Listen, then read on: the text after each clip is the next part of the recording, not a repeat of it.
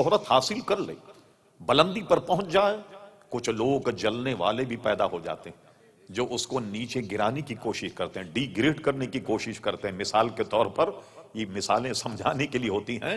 ایک بادشاہ تھا، ایک عالم دین کو اور علماء کو بہت نوازا کرتا تھا۔ جب آ رہے نذرانے دے رہا، جب آ رہے نذرانے دے رہا، وزیر صاحب کو بڑی تکلیف ہوئی۔ ایک دن انہوں نے سوچا کوئی مولوی آئے، اس سے کوئی اہم مسئلہ پوچھا جائے تاکہ پتہ لگ جائے کہ کتنے پانی میں۔ ایک دن مولانا بیٹھے ہوئے ہیں، بادشاہ نے انعام اکرام سے نوازا۔ وزیر اعظم نے کہا مولانا ایک مسئلہ ذرا بتائیے۔ کہا کیا مسئلہ؟ کہنے لگے یہ بادشاہ سلامت کی ہتھیلی میں بال کیوں نہیں؟ سمجھ گئے مولانا، تاڑ گئے۔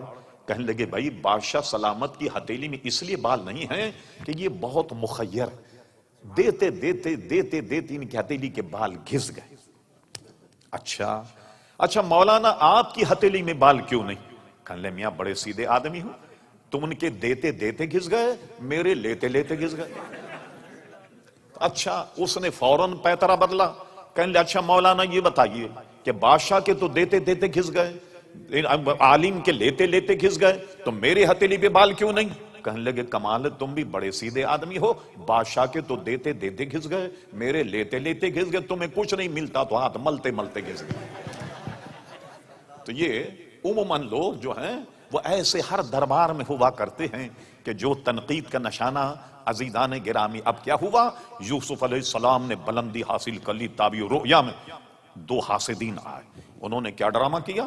یہ پورا قرآن مجید سورہ فاتحہ موجود ہے، علماء کرام یہاں موجود ہیں۔ کہنے لگے ہم نے سنا ہے کہ آپ خواب کی تعبیر کا علم رکھتے، میرا عنوان آپ کے ذہن میں رہے، میں چاہے ہنسی کی بات کروں مگر اپنے عنوان پر بالکل قائم رہوں گا، بالکل، تاکہ یہ بات آپ کے ذہن میں راسخ ہو جائے۔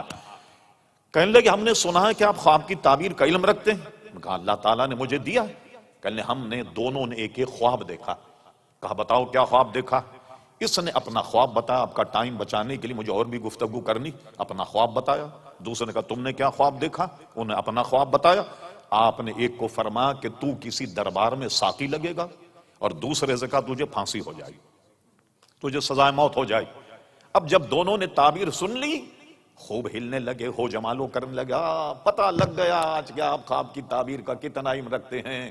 کہا ہم نے تو سرے سے کوئی خواب دیکھا ہی نہیں، اور آپ نے تعبیر بتا دی۔ تو بتا رہا کہ آپ تعبیر جب بتائی تو معلوم ہو کہ آپ خواب کی تعبیر کا علم نہیں رکھتے۔ خوب ہنس ٹھٹا، اللہ کے نبی سے ٹھٹا اور مذاق، بے ادبی سے اللہ تعالیٰ بچا۔ الحمدللہ اہل سنت جماعت اس سے بچے ہوئے۔ اب دیکھیے اللہ کے نبی کو جلال آ گیا، سنے قول رسول کی اہمیت۔ فرما اچھا تو تم نے خواب نہیں دیکھا؟ تم نے بھی خواب نہیں دیکھا؟ تم سے میں نے کیا کہا کہ تم شاہی کسی دربار میں ساقی لگو؟ تم سے کیا کہا کہ تمہیں سزائے موت دی جائے گی؟ فرما تم نے اگرچہ خواب نہیں دیکھا مگر سنو، ہوگا وہ جو یوسف کی زبان سے نکلا، وہی ہوگا جو میری زبان سے نکلا۔ مذاق کرنے آئے، ٹھٹا کرنے کے لیے آئے؟ یہی ہوا کہ ایک کو ساقی لگا، دوسرے کو پھانسی لگی۔ اللہ اکبر۔ تو آپ نے دیکھا جو اللہ کے نبی کے دہن سے نکل جائے وہ عزیزان گرامی پتھر کی لکیر۔ اعلی حضرت امام اہل سنت مجدد نیت حاضرہ صاحب الحجت القاہرہ المؤید ملت طاہرہ مولانا شاہ احمد رضا خان فاضل بریلوی فرماتے حکم نافذ ہے تیرا، خامہ تیرا سیف تیری دم میں، جو چاہے کری دور ہے شاہ تیرا۔ کہ جو دہن سے نکل جائے وہ پتھر کی عزیزان گرامی لکیر۔ اب آئیے قرآن کے بعد اب آئیے حدیث شریف، علماء موجود ہیں، ابو داؤد شریف کتاب العلم اس میں حدیث موجود ہے، مشکات کے بھی غالباً کتاب العلم میں ہے۔ حضرت عبداللہ ابن عمرو ابن عاص، یہ عبداللہ ابن عمر نہیں، یہ عبداللہ ابن عمرو ابن عاص رضی اللہ تعالیٰ عنہ، یہ کہتے ہیں کہ میں حضور کی خدمت میں ہوتا، جو کلمہ حدیث کا نکلتا میں اسے لکھ لیا کرتا۔ کیا مطلب ہوا کہ لکھنے کا رواج یہ بہت پرانا ہے۔ لوگ کہتے ہیں کہ 200 بار 300 400 سال کے بعد لکھی گئیں۔ ارے پورا فن پڑھیے آپ۔ اس زمانے میں روایتیں کیسے ہوتی کہ جیسے ہم اپنے بچوں کو قرآن یاد کراتے، علماء محدثین اس طریقے سے حدیثیں یاد کیا کرتے۔ امام بخاری کو کئی لاکھ حدیثیں یاد تھی، اور امام بخاری ایک مرتبہ سمرقند یا تاشقند پہنچے، وہاں کے علماء نے انہیں گھیر لیا، کہا امام بخاری ہماری خواہش یہ ہے کہ ہمیں ایک ایک اپنے شیخ کی ایک ایک حدیث سناؤ۔ اب مجھ سے پوچھیں مولانا آپ کے کتنے استاد ہیں، میں 8-10 کے نام لے لوں۔ مولانا پوچھیں بھئی 10-15 استاد کے نام لے، لوگوں کے ذہن میں تھا کہ 10-15 حدیثیں بیان کریں۔ امام بخاری سنبھل کر کے بیٹھے اور علماء کا جناب اجتماع، اور امام بخاری نے ایک شیخ کی ایک حدیث بیان کی تو علماء کہتے ہیں 1000 حدیثیں بیان کی، 1000 حدیثیں بیان کی، کہ گویا 1000 علماء سے خدمت میں آپ رہے اور آپ نے 1000 حدیث سے ایک ایک حدیث بیان کی اپنے ایک استاد۔ تو آپ نے دیکھا اس کی مشقت میں لوگ جاتے اور جناب حدیثوں کو یاد کرتے زبانی اور پھر لکھا کرتے۔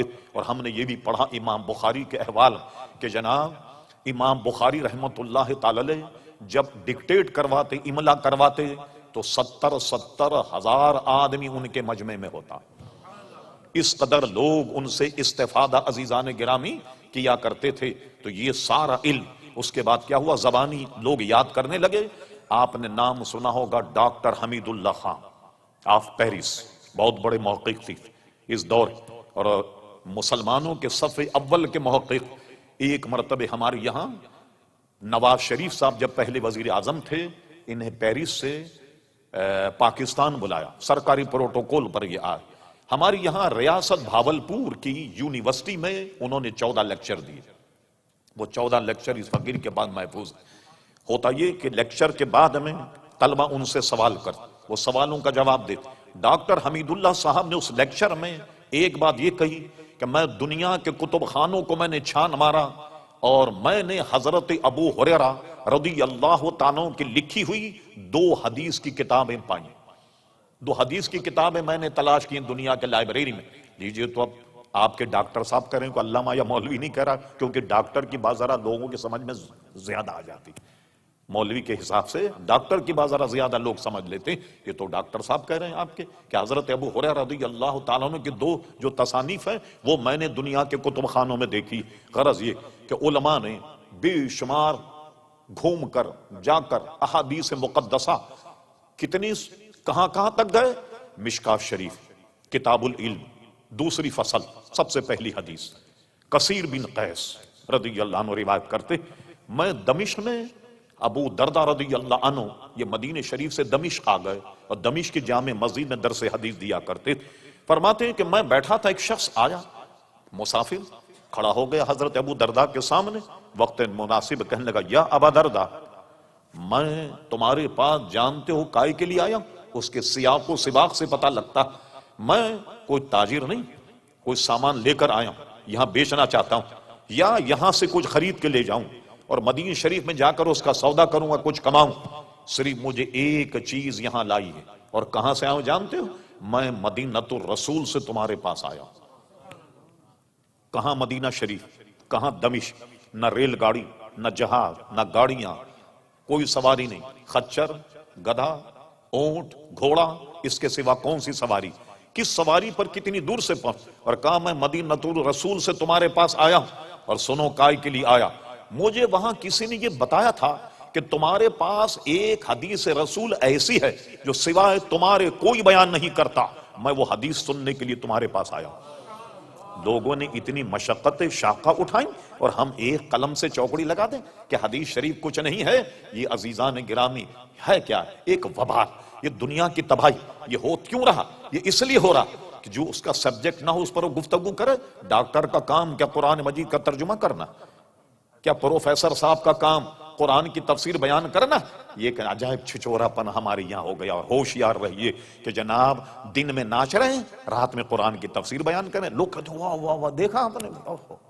پبلک بھی کیسی داد دے رہی کہ دن میں ناچ رہا اور قرآن مجید کی تفسیر بیان کر رہا، رات میں دن میں گانے گا رہا اور رات میں قرآن مجید کی تفسیر بیان کر رہا۔ ایک صاحب تھے، ہمارا مزاج دیکھی، وہ کمپیوٹر سے آیت نکال کر پڑھ کر تلاوت کر کے تفسیر بیان، کیمرہ لگ جاتا کمپیوٹر پہ، قرآنی آیت وہ ترجمہ کرتے۔ لوگ کیا کہتے؟ صاحب کمپیوٹر پر دیکھ کے آیت پڑھتا۔ اور ہمارے جیسا مولوی 20 آیت پڑھ دے بغیر کمپیوٹر کے، اپنے ذہن اور اپنے دل اور دماغ پر بھروسے میں، وہ کمال نہیں، کمپیوٹر پہ دیکھ کے آیت پڑھتا۔ وہ دیکھا آپ نے کتنا جناب وہ مشہور اور معروف ہے. یہ ہمارا مزاج عزیزان گرامی ہو کر رہ گیا. صحابہ نے، تابعین نے، تبع تابعین نے، علماء مجتہدین